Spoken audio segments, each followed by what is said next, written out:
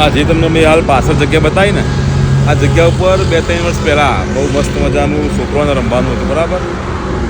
એનો મોટો swimming pool જેવું હતું, એની ગાડીઓ ચલાવવાનું હતું, જમ્પિંગનું હતું, બહુ જોરદાર હતું. અને આજે જોઈએ ને તો જો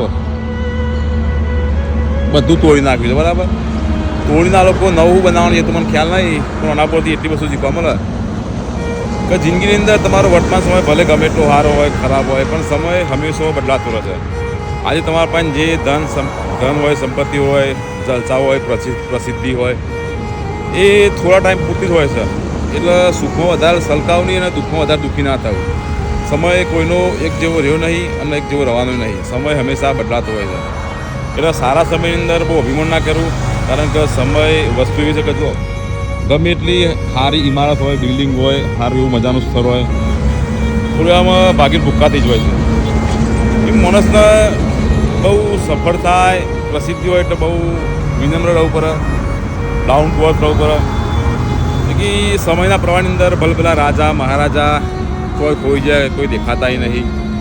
ઇતિહાસની અંદર જેટલા પણ રાજા મહારાજાનું નામ આપણે વાપરીએ છીએ, ભણાવવામાં આવે છે, એ તો કોઈ નહીં, એ તો ગણ્યા ગોઠ્યા જ છે.